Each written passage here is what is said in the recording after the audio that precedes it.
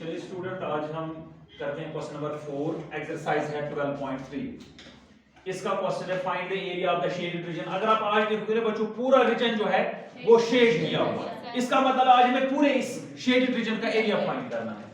Find the area of the shaded reason wire a circular arc of radius 6 centimetre. Arc मैंने आपको इससे पहले भी बोला है, arc means the part of the circle. जैसे मैं यहां पे एक सर्कल को ड्रा करूंगा, अगर मैं यहां से लूंगा और यहां से यहां तक, this is arc. Arc is nothing but it is the part of the circumference of the circle. वहां पे यहीं पे यहां पे भी अगर आप बच्चों गौर से देखोगे, यहां से लेके यहां तक जो है एक आर्क ड्रा की हुई है। वही सवाल कहता है wire circular arc of radius 6 centimetre. मान लेते मैंने कहीं पे ये इसको नोक को रखा, कंपास के नोक को रखा और 6 सेंटीमीटर एक आर्क मैंने ड्रा किया। वही यहां पे सवाल कहता है wire circular arc of radius 6 centimetre has been drawn. लेकिन कहां पे इसको ड्रॉ किया गया है? With vertex O of an equilateral triangle. अगर आप देखो ना बच्चों, ये इक्विलेटरल ट्रायंगल का वर्टेक्स आता है, इसके वर्टेक्स पे उन्होंने कंपास को रखा है, 6 सेंटीमीटर खोला है और ऊपर से एक आर्क दी है। खबर है वो समझ?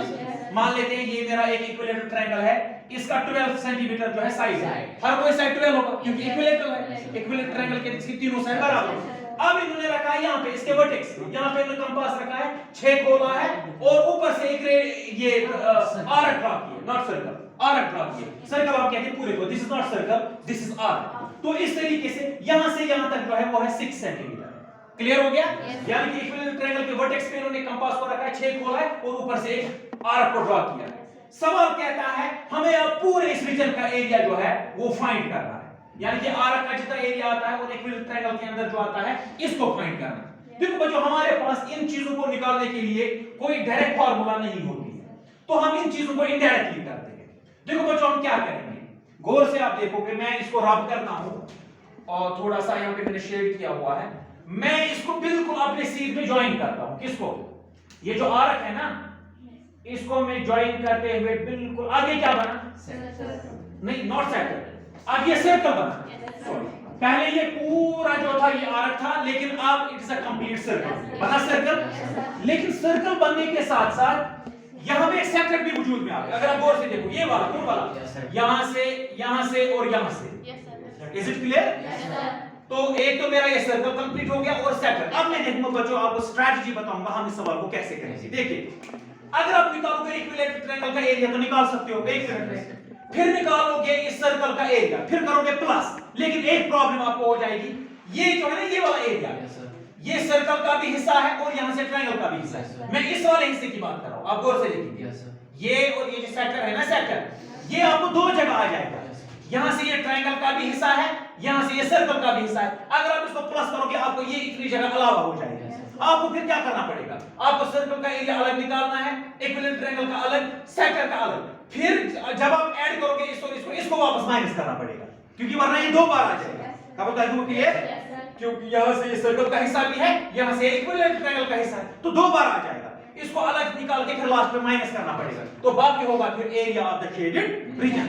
तो चलिए, हमारी मर्जी है, पहले हम सर्कल का निकालते हैं या इक्विलेटरल या पहले सेक्टर का, आपकी मर्जी है कहां से हम स्टार्ट करते हैं। चलिए हम सर्कल से स्टार्ट करते हैं। सबसे पहले बच्चों, यहां पे मैं कुछ उसका नाम दूंगा, A B O, यहां पे C और D में रखा हूं नाम, ठीक है ना।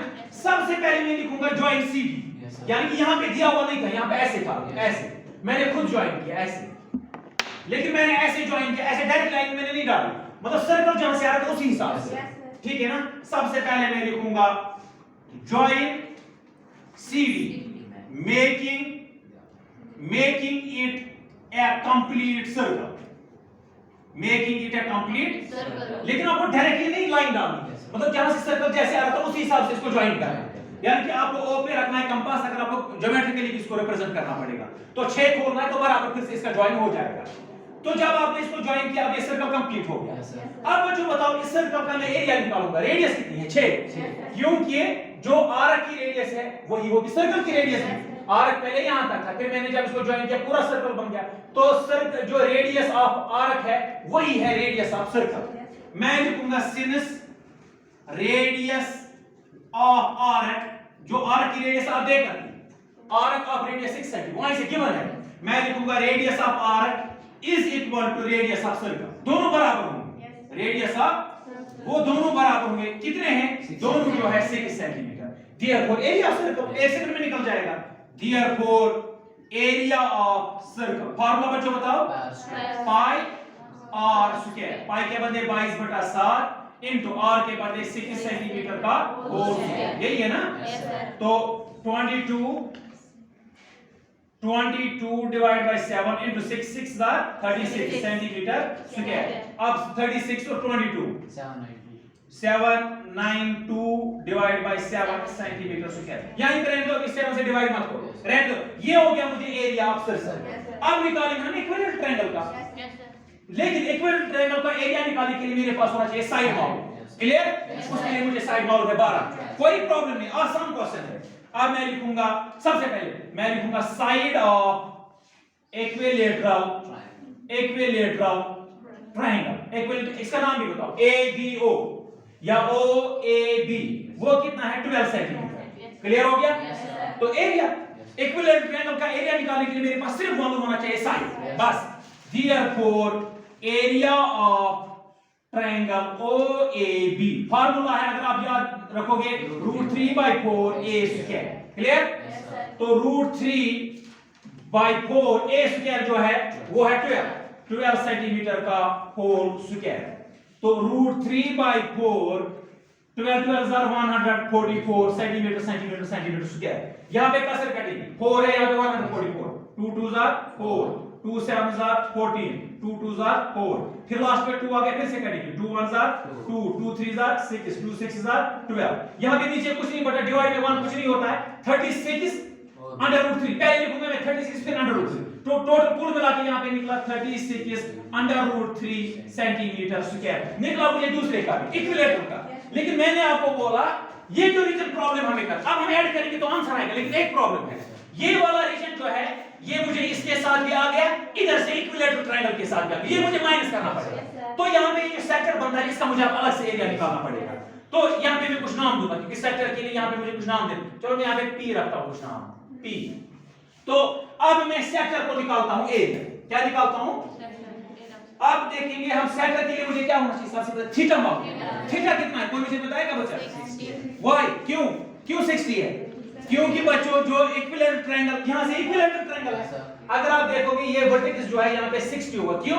क्योंकि इक्विलेटरल ट्रायंगल का हर कोई इंटीरियर एंगल जो है वो 60 होगा, इसका हर कोई एंगल ये भी होगा 60 60 60, कुल मिला के 180 होता है sum of interior angles of a triangle. तो अगर ये इक्विलेटरल ट्रायंगल इसका 60 है, तो वही हमारा जो इक्विलेटरल ट्रायंगल का यहां पे एंगल है वही है हमारा एंगल ऑफ सेक्टर। क्लियर हो गया? तो मैं लिखूंगा सिनस ईच एंगल, मैं लिखूंगा since each angle of equilateral triangle जो है वो होता है 60 degree. Therefore angle of sector, तो इसका मतलब है सेक्टर का भी वही होगा 60, क्योंकि सेक्टर का यही एंगल आता है, यहां से ये इक्विलेटरल ट्रायंगल का भी एंगल आता है। अब बताओ क्लियर? ये एंगल जो है ये इक्विलेटरल ट्रायंगल का भी एंगल है और ये सेक्टर का भी एंगल है, तो ये कॉमन एंगल है। तो मैंने वही लिखा, अगर इक्विलेटरल ट्रायंगल का एंगल 60 है तो सेक्टर का भी 60 होगा। तो सेक्टर का नाम बताओ, OCPD, ये P है यहाँ पे और ये D है यहाँ पे, OCPD कितना है एंगल? इसका भी फिर 60 डिग्री है। बस मेरे पास थीटा मालूम होना चाहिए और कोई problem. Therefore area of sector OCPD formula क्या है बच्चों? Theta divide by 360 degree into pi r square, यही है ना? पूरा मैं यहां लिखता हूं, थीटा के बदले अब मुझे क्या है 60 degree divide by 360 degree into पाई के बदले 22/7 इनटू आर स्क्वायर कितना होगा? आर इसका यही है, हां 6 सेंटीमीटर का whole square. Very good, zero last पे, तो इसको zero cancel, 6 1 6 6 6 36, 1 divide by 6 into 22 divided by 7 into 6 6 36 centimetre भी दो बार होगा, सेंटीमीटर स्क्वायर। क्लियर? अब इस 6 6 36 को कैसे करेंगे? 6 1 6 6 36। अब यहां पे मुझे बताओ 22 और 6 को करो, 132 सेंटीमीटर स्क्वायर डिवाइड बाय 7, ये हुआ मुझे किसका एरिया? अब मैंने तीनों का निकाल के रखा, पहले मैंने सर्कल का निकाला, उसके बाद इक्विलेटरल ट्रायंगल का, उसके बाद सेक्टर का। अब मुझे निकालना है पूरे शेडेड रीजन का एरिया। देखिए बच्चों हम कैसे निकालेंगे? Therefore area of shaded region, बताओ बच्चों कैसे निकलेगा? वो निकलेगा एरिया ऑफ ट्रायंगल, सबसे पहले ट्रायंगल आएगा, area of triangle AOAB plus area of circle, a very good, area of circle minus लेकिन हो जाएगा area of sector OCPD, oh area of sector OCPD। अब बच्चों बताओ मुझे, पहले मैंने क्या लिखा था ट्रायंगल का, ट्रायंगल का कितना निकला मुझे, ये ट्रायंगल का, ये सेक्टर का है, कहां पे है, ये है मुझे, हाँ ये 36 under root 3 centimetre square plus area of, उसके बाद मैंने लिखा यहाँ पे एरिया ऑफ सर्कल, कौन सा है 792, हाँ ये है 792 divide by 7 centimetre square minus उसके बाद मैंने लिखा था इसको माइनस होगा सेक्टर का एरिया, सेक्टर का एरिया है 132 डिवाइड बाय 7 सेंटीमीटर स्क्वायर। देखो बच्चों अभी आप करो काम, इनका डिनोमिनेटर सेम आता है, ठीक है ना, हम लिखेंगे 36 अंडर रूट 3 सेंटीमीटर स्क्वायर, तो यहां पे हम काम करते हैं 2 7 के बदले एक ही 7, ऊपर क्या बचा 792 centimetre square minus 132 centimetre square, तो 36 under root 3 centimetre square plus 792 में काटो 132 660 सेंटीमीटर स्क्वायर डिवाइड बाय 7, तो दिस इज द आंसर। हम यहां पे सेंटीमीटर स्क्वायर बाहर सब को रख सकते हैं, देखो यहां पे सेंटीमीटर स्क्वायर, यहां पे मैं इसको ऐसे भी लिख सकता हूं 36 under root 3 plus 660 divide by 7, बाहर से सब को रख सकता हूं centimetre square, this is the area of the shaded region. Clear हो गया? Yes sir.